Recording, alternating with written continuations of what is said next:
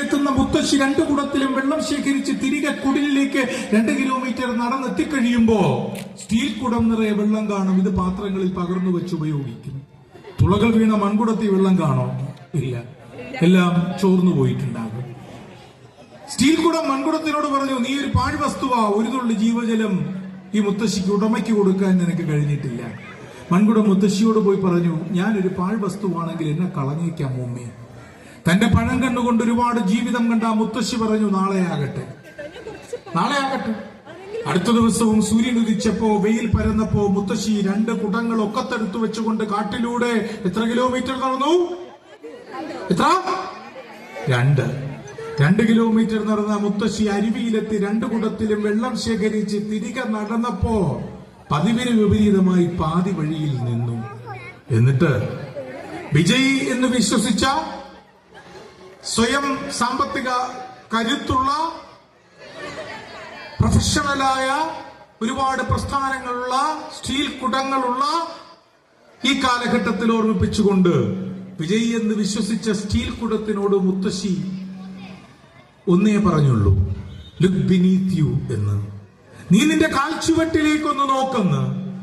കരിഞ്ഞുണങ്ങിപ്പോയ, വരണ്ടുപോയ ഈ കാട്ടിൽ നീ സഞ്ചരിക്കുന്ന 2 കിലോമീറ്റർ ദൂരത്തിൽ കുടങ്ങളുടെ പ്രസ്ഥാന ബാഹുല്യങ്ങളുള്ള ഒരു രാജ്യത്തിന്റെ തലസ്ഥാന നെറുകയിൽ തങ്ങളിൽ നിന്ന് പങ്കിടുന്ന കലയുടെ, നന്മയുടെ, കരുണയുടെ, ത്യാഗത്തിന്റെ, അറിവിന്റെ, വാക്കിന്റെ, സംഗീതത്തിന്റെ, നൃത്തത്തിന്റെ, ജീവകാരുണ്യ പ്രവർത്തനങ്ങളുടെ ജീവജലം കൊണ്ട് സാമൂഹ്യ മനസ്സിന്റെ, മണ്ണിന്റെ മരതക തറ നനയ്ക്കാൻ കഴിയുന്ന തുളകൾ വീണ് ദ്രവിച്ച ഈ മൺകുടം അതിന്റെ തുളകളുടെ എണ്ണം ഇനിയും വർദ്ധിപ്പിക്കും എന്നാശിക്കാനും ആശംസിക്കാനുമാണ് നിങ്ങളെപ്പോലെ എനിക്കും ഇഷ്ടം.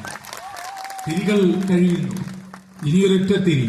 ഒരുപാട് അധികരിച്ചു പോയ, വൈകിപ്പോയ പാതിരാവിലെ ഈ പ്രസംഗത്തിന്റെ പേരിൽ കാത്തിരിക്കുന്ന ചിത്രഗുപ്തന്റെ കണക്ക് പുസ്തകത്തിലെ എന്റെ ഏടിനെ കുറിച്ച് എനിക്ക് വിഭ്രാന്തിയില്ല. കാരണം ആരംഭത്തിനു വേണ്ടി അവളുടെ വിശ്വാസത്തെ ആശ്രയിച്ചുവെങ്കിലും അവസാനത്തിനു വേണ്ടി വരുന്നത് എപ്പോഴും മരിച്ച ശേഷം എന്റെ ശവശരീരം മുഴുവൻ ആശുപത്രിയിലെ കുട്ടികൾക്ക് പഠിക്കാൻ എഴുതി കൊടുക്കണമെന്ന് 12 വർഷങ്ങൾക്ക് മുമ്പ് രോഗിയായപ്പോൾ ഒപ്പിട്ടുകൊടുത്ത അവയവദാന പത്രത്തിന്റെ അകമ്പടി ഉള്ളത് കൊണ്ട് തന്നെ നരകബാഹുല്യങ്ങളൊന്നും ഉണ്ടാകുമെന്ന ഭയമില്ല. അവസാനത്തെ തിരി കൊളുത്തുന്നത് ഈ മത്സരങ്ങളൊക്കെ നടക്കുന്നത്, ഈ സാംസ്കാരിക പ്രവർത്തനങ്ങളൊക്കെ നടക്കുന്നത്, ഈ ചിന്തകളൊക്കെ പങ്കുവയ്ക്കുന്നത് സമാധാനത്തിന്റെയും ഇന്ത്യ എന്ന് പറയാൻ കാരണം ആ സ്ത്രീ വിചാരിച്ച പേരിന്റെ ഉടമയാണ്. അത് എന്താണ് ഇന്ത്യ എന്ന് ചോദിക്കുമ്പോൾ പണ്ട് മുതലേ ഒറ്റവാചകത്തിൽ അഭിമാനത്തോടെ നിർവചിക്കാൻ ഞാൻ ഇഷ്ടപ്പെടുന്നത് അതാണ്. അത് ഇന്ത്യയിലെ നിരവധിയോളം വരുന്ന സിഖ് മതസ്ഥരുടെ, ഇന്ത്യയിൽ മാത്രമല്ല ലോകമെമ്പാടുമുള്ള സിഖ് മതസ്ഥരുടെ പരമോന്നതമായ ആധ്യാത്മിക ആരാധനാ കേന്ദ്രമായ അമൃത്സറിലെ സുവർണക്ഷേത്രം. ആ സുവർണക്ഷേത്രത്തിന്റെ ശിലാസ്ഥാപനം നടത്തിയത്, അതിനടിക്കല്ലിട്ടത് ഗുരു അർജുൻ ദേവോ, ഗുരു നാനാക്കോ, തേജ് ബഹാദൂറോ ഒന്നുമല്ല, മറിച്ച് മിയാ മീർ എന്ന ബാബ മീർ മുഹമ്മദ് സാഹിബ് എന്ന ഇസ്ലാം സൂഫി സന്യാസിയാണെന്ന മതേതരത്വത്തിന്റെ പേരാണ് ഇന്ത്യ എന്നുള്ളതാണ്. അതുമല്ലെങ്കിൽ നമ്മൾ ഈ പേരിട്ടിരിക്കുന്ന ഒരു മനുഷ്യനുണ്ടല്ലോ, രാമന്റെയും റഹീമിന്റെയും പേരിൽ ഈ രാജ്യത്തിനേറ്റ മുറിവിന്റെ നീറ്റിൽ മായ്ക്കാൻ തനിക്കുള്ളതൊക്കെയും ഒടുവിൽ തന്നെയും സമർപ്പിച്ച അർത്ഥനഗ്നായ സന്യാസി. 1947 ഓഗസ്റ്റ് 14 പാതിരാത്രിയിൽ, ഇന്നലെ ഞാൻ പോയി രാത്രി കണ്ട റെഡ് ഫോർട്ടിൽ നിന്നുകൊണ്ട് പണ്ഡിറ്റ് നെഹ്റു പാതിരാവിന്റെ പതിതാഘാതത്തിൽ ഉറങ്ങിക്കിടക്കുന്ന ലോകത്തിൽ ഇതാ സ്വാതന്ത്ര്യത്തിന്റെ പുലരിയിലേക്ക് ഉണർന്നെഴുന്നേൽക്കുന്ന ഇന്ത്യയെക്കുറിച്ച് വാചാലമായി ആഹ്ലാദിച്ച നിമിഷത്തിൽ എല്ലാ ഭാരതീയരും ആനന്ദധാരയിൽ മുഴുകിയപ്പോ നവഖലിയിലും കൽക്കത്തയിലുമുള്ള മുറിവുകൾ മാറ്റുവാൻ പോയ ആ ഒറ്റ മനുഷ്യൻ. അന്ന് മൗണ്ട് ബാറ്റൻ എഴുതിയ കത്ത്, പഞ്ചാബിൽ കലാപം നടക്കുമ്പോൾ ഞങ്ങൾ 50,000 പട്ടാളക്കാരയച്ചു, അമർച്ച ചെയ്യാൻ കഴിഞ്ഞിട്ടില്ല, എന്നാൽ കൂടുതൽ കൊണ്ടുവേണം ഈ ദിവസങ്ങളിൽ, ഇനിയുള്ള ദിവസങ്ങളിൽ നമ്മൾ ഓരോരുത്തരും സഞ്ചരിക്കാൻ. അതിഗംഭീരമാണ്. 4 എന്നിങ്ങനെ 46664 എന്നുള്ള 5 അക്ക സംഖ്യ നെഞ്ചിൽ കുത്തി 27 വർഷക്കാലം റോബിൻ ദ്വീപുകളിലെ തടങ്കലിൽ കഴിഞ്ഞിട്ട് കറുത്തവന്റെ ഉയിരിനും ഉശിരിനും വേണ്ടി, സ്വാതന്ത്ര്യ ഗാഥകൾക്ക് വേണ്ടി പോരാടിയ മണ്ടേലയുടെ പേരിലുള്ള ഒരു വേദി, ഗാന്ധിയുടെ പേരിലുള്ള ഒരു അന്തരീക്ഷം, ബ്രിട്ടീഷുകാർ കൽപ്പിച്ചു നൽകിയ സർപ്പദവി വലിച്ചെറിഞ്ഞ് സ്വാതന്ത്ര്യദാഹത്താൽ നിറഞ്ഞ മനസ്സോടെ ഇന്ത്യയുടെ പുൽത്തകരികളിലൂടെ നടന്നു കയറിയ നിർഭയമായ മനസ്സും ഉയർത്തിപ്പിടിച്ച ശിരസ്സുമുള്ള ഒരു ലോകത്തിലേക്ക് എന്റെ പിതാവെ നാടിനെ നയിക്കണമെന്ന് പാടിയ ടാഗോറിന്റെ പേരിലുള്ള രചനാ സമ്പ്രദായങ്ങൾ, ഈ ഇരിപ്പിടം കറുത്തവന് കൂടി അവകാശപ്പെട്ടതാണെന്ന് സമരം ചെയ്ത മോൺഗോമറിയിലെ മഹത്തായ വനിത റോസാ പാർക്സിന്റെ പേരിലുള്ള വേദി, അങ്ങനെ ഒരുപാട് പേരിലുള്ള വേദികളാണ്. നമ്മൾ പേരുകൾ മാത്രം ഓർമ്മിക്കുകയും ആ പേരുകൾക്ക് പിന്നിലെ വേരുകളും നേരുകളും നഷ്ടമായി പോയവരുമായി ജീവിക്കുന്ന ഒരു വല്ലാതെ കറുത്തുപോകുന്ന കാലത്തിൽ ഇതൊക്കെയാണ് പ്രത്യാശ. അവസാനിപ്പിക്കുന്നു. തെലുങ്ക് ചാനലിൽ അശ്വമേധം അവതരിപ്പിക്കാൻ പോയപ്പോ ഞാൻ ആദ്യം പഠിച്ച കവിത, അവിടെ കേട്ട കവിത ശ്രീരംഗം ശ്രീനിവാസലുവിന്റെ 4 വരികളാ. ശ്രീശ്രീയുടെ നേനു സൈതം പ്രപഞ്ചാഗ്നിക്ക് സൈതനും നമുക്ക് പ്രതീക്ഷകളുണ്ട്.